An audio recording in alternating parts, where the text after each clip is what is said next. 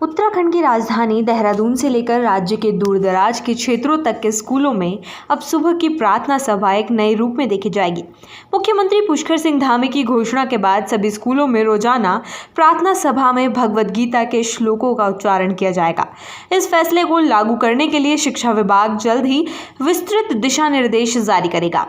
मुख्यमंत्री कार्यालय ने जारी बयान में कहा गया कि गीता केवल धार्मिक ग्रंथ नहीं है बल्कि एक जीवन दर्शन है। गीता के श्लोकों में ऐसी शिक्षाएं हैं जो जीवन को सही दिशा देती हैं।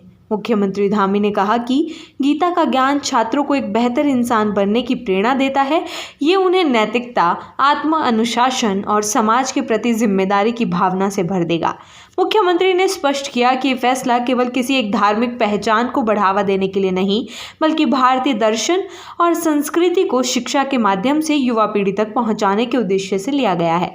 सरकार का मानना है कि भारतीय शिक्षा पद्धति में मूल्य आधारित शिक्षा की भूमिका अहम है और गीता का ज्ञान इस दिशा में एक सार्थक कदम है। ये नियम उत्तराखंड के सभी स्कूलों, चाहे वे सरकारी हो या निजी, सभी पर समान रूप से लागू होगा।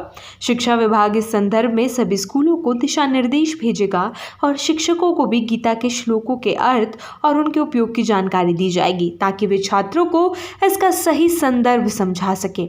रुकावट के लिए खेद है। जियो के साथ करें 349 रुपये में धमाकेदार शुरुआत। 28 दिनों तक रोज मिलेगा 2 GB डाटा 50 दिनों के लिए। जियो एयर फाइबर का ट्रायल फ्री। 90 दिनों के लिए जियो हॉटस्टार का सब्सक्रिप्शन और 50 GB AI जियो क्लाउड स्टोरेज भी फ्री। जल्दी करें, डिस्क्रिप्शन में दिए गए लिंक पर क्लिक करें और पाएं ये धमाकेदार शुरुआत। आहत कर सकता है।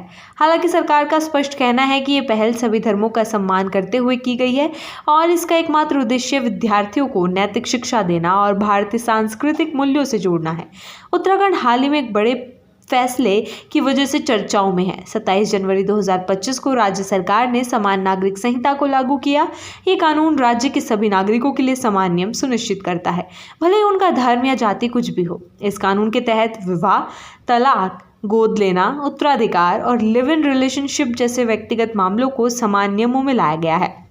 यूसीसी के तहत बहुविवाह और एक तरफा तलाक को अवैध करार दिया गया है। साथ ही बेटियों और बेटों को संपत्ति में समान अधिकार सुनिश्चित किए गए हैं। मुख्यमंत्री धामी ने कहा कि उत्तराखंड ने स्वतंत्र भारत में पहली बार यूसीसी को लागू कर इतिहास रच दिया है। उन्होंने कहा, हमारा लक्ष्य ऐसे समाज बनाना है जो बिना भेदभाव के चले, जहां लिंग, जाति या धर्म के आधार पर किसी के साथ पक्षपात ना हो।